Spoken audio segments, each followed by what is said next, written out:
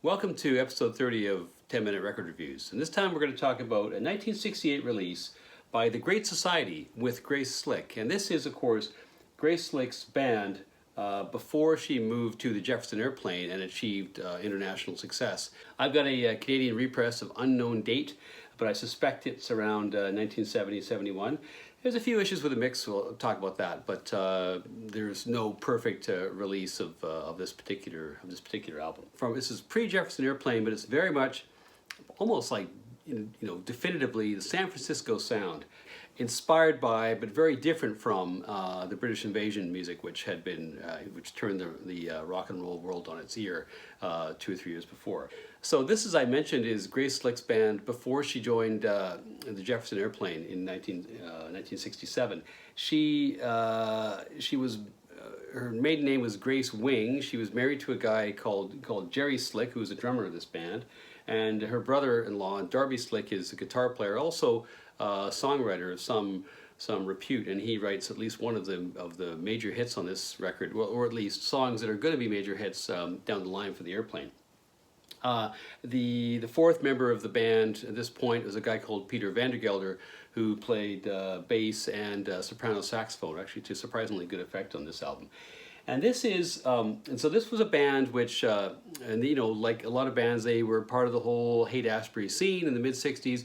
They were gigging all over in the Fillmore and all these other venues in San Francisco, including the Matrix. And the Matrix was a club co-owned by a guy called Peter Abram.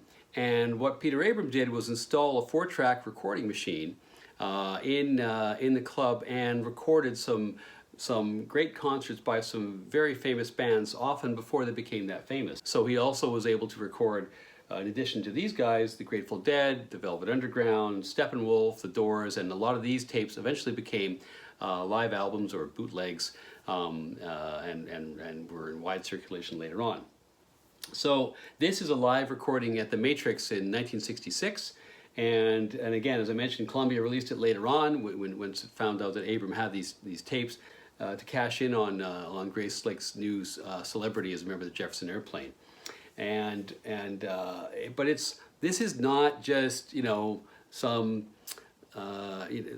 raw band whose members would then go on to greater things. There are a lot of aspects of this album that are certainly of a piece or at the same level some of the better bands of the era, and in particular I would say Darby Slick's guitar playing here.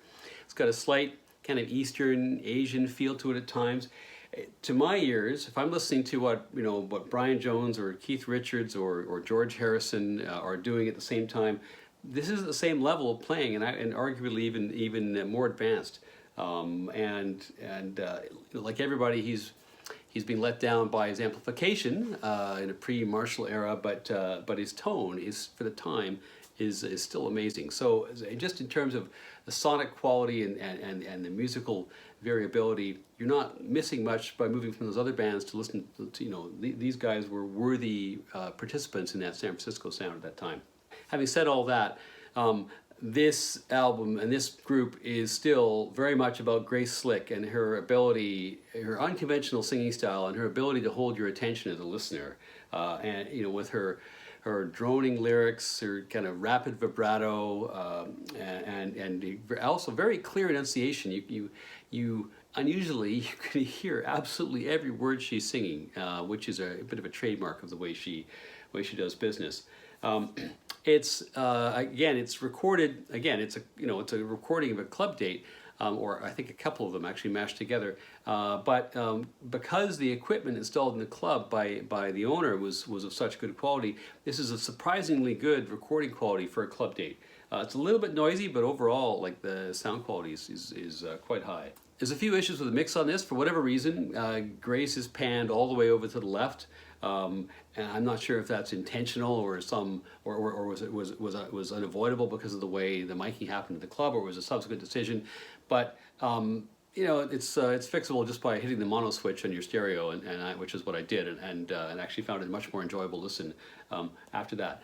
The band is very tight. There's some really good players in this band. It's the quality the togetherness of the playing is impressive for a live gig, I have to say. You can hear a few mistakes here and there, but in a strange way, it kind of makes it almost a little bit of a better record. It's legitimately a live performance, and Grace as a singer is in top form all the way through these recordings. Really, really quite something.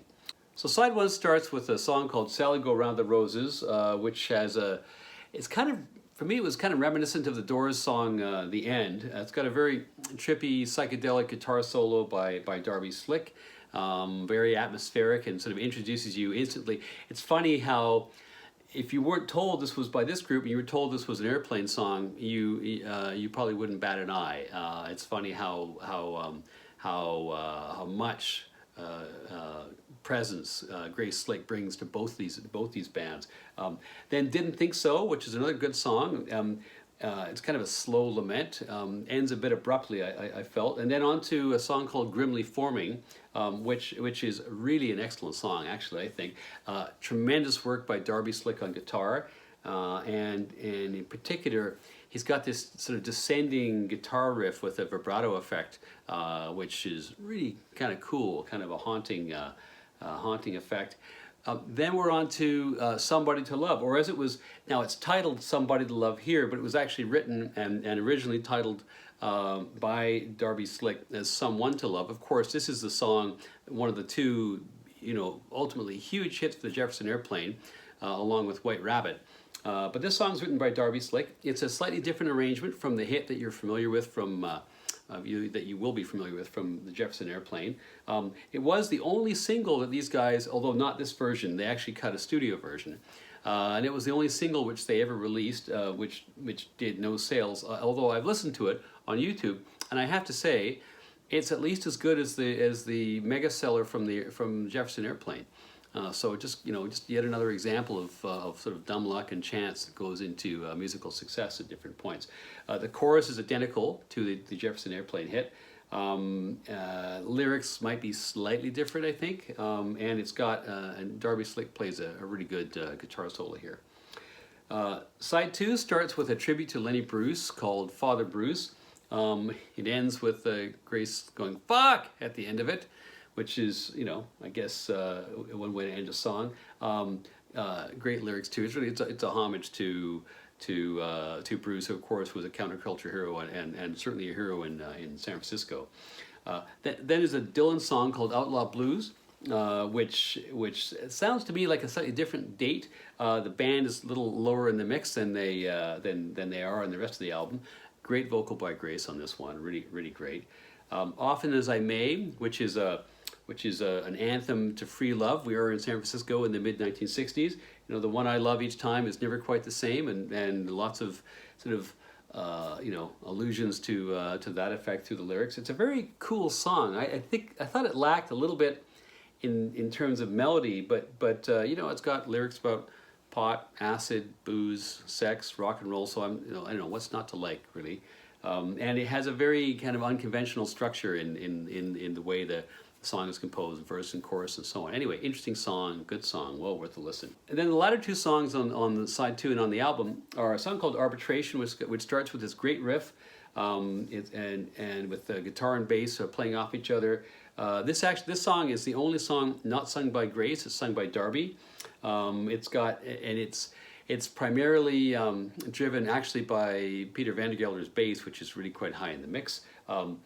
It's a good effort singing wise, but it's relatively forgettable. I mean, it's not, Darby Slick is not the singer that you're listening to this album to hear.